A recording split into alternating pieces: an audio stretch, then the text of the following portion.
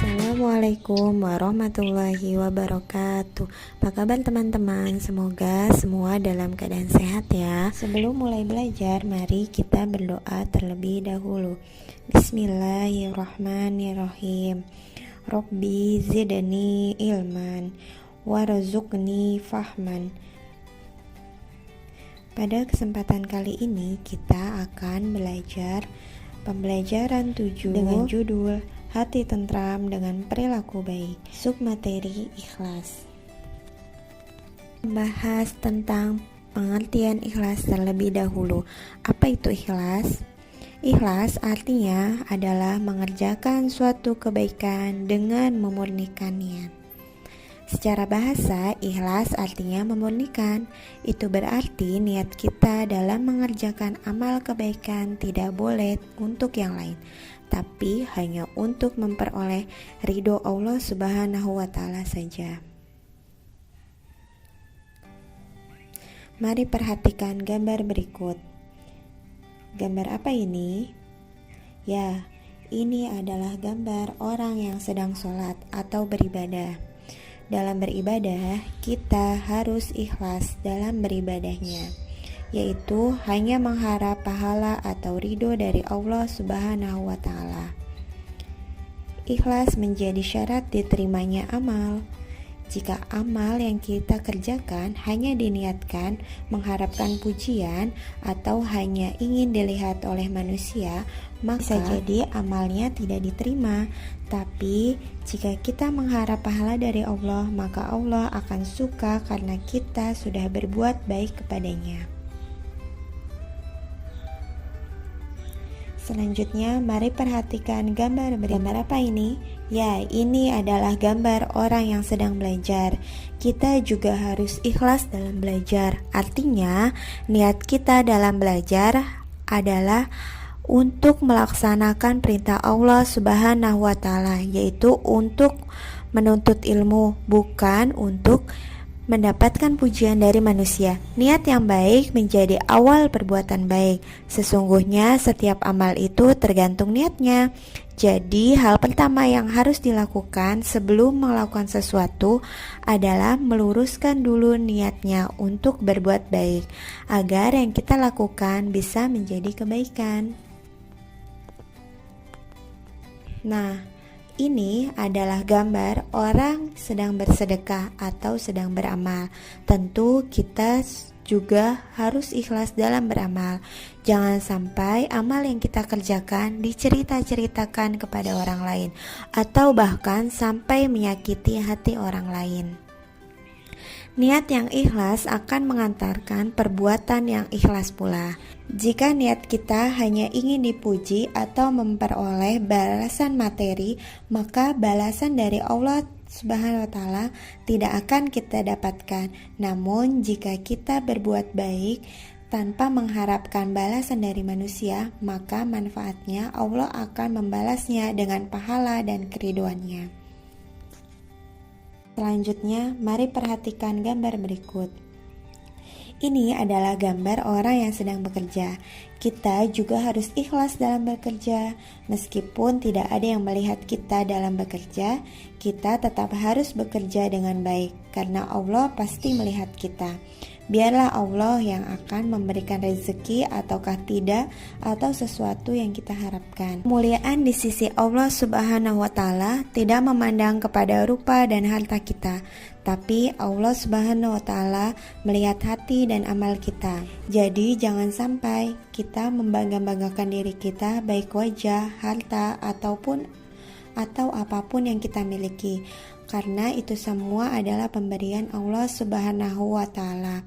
Yang perlu kita lakukan adalah banyak melakukan amal kebaikan. Sekarang, dari dua gambar yang akan Bu Septi tunjukkan, coba perhatikan gambar pertama. Lihat, ada duri di tengah jalan. Mari kita buang. Tidak usah, biar ada orang lain yang menginjaknya. Nah, sekarang perhatikan gambar yang kedua. Lihat, ada duri di tengah jalan. Mari kita buang. Iya, betul. Kita buang saja agar tidak terinjak orang. Nah, dari dua gambar tersebut, mana yang menunjukkan ikhlas? Ya, benar. Yang menunjukkan sikap ikhlas adalah gambar yang kedua. Itu dikarenakan anak tersebut tetap berbuat baik meskipun tidak ada yang melihatnya atau tidak ada yang berterima kasih kepadanya. Ia hanya mengharapkan pahala dari Allah Subhanahu wa Ta'ala saja. Bismillahirrahmanirrahim. Padahal mereka tidak disuruh kecuali supaya menyembah Allah dengan memurnikan ketaatan kepadanya dalam menjalankan agama.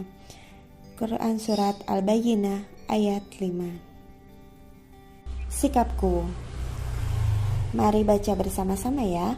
Aku selalu beramal dengan sungguh-sungguh karena Allah Subhanahu wa Ta'ala.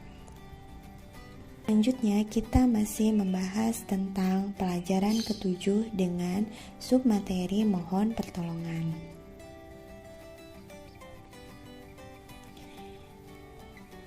Kita mulai dengan ayat berikut. Bismillahirrahmanirrahim. Iyyaka na'budu wa iyyaka nasta'in.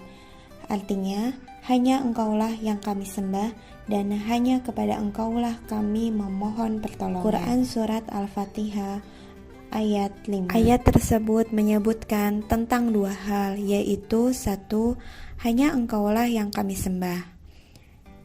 Itu maksudnya Allah Subhanahu wa Ta'ala sebagai satu-satunya tujuan dalam beribadah. Kita tidak boleh menyembah atau beribadah kepada selain Allah. Kemudian yang kedua, hanya kepada Engkaulah kami memohon pertolongan.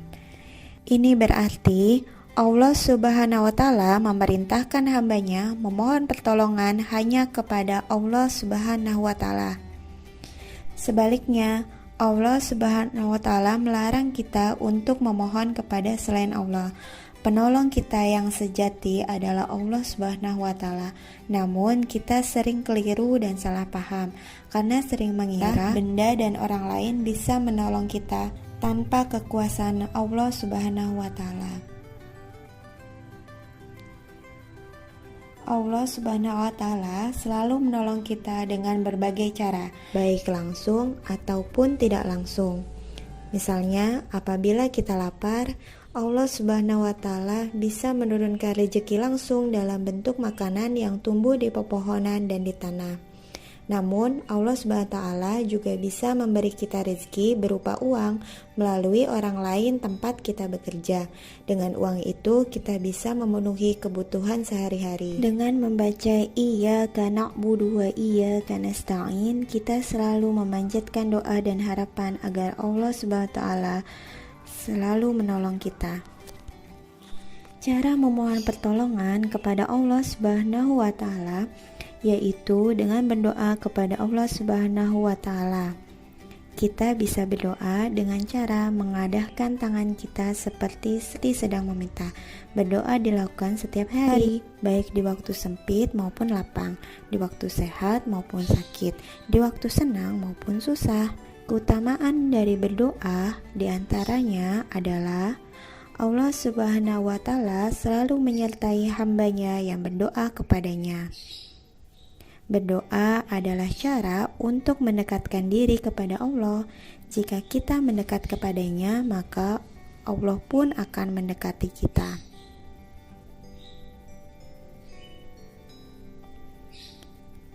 Bismillahirrahmanirrahim. Berdoalah kepadaku, niscaya akan kukabulkan bagimu.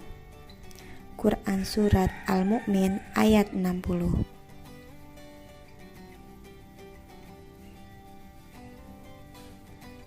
Sikapku. Mari baca bersama-sama ya. Aku harus berdoa kepada Allah Subhanahu wa Ta'ala setiap setiap memulai pekerjaan. Teman-teman, alhamdulillah pembelajaran kita hari ini telah selesai. Semoga apa yang disampaikan dapat teman-teman pahami dengan baik. Saya akhiri, wassalamualaikum warahmatullahi wabarakatuh.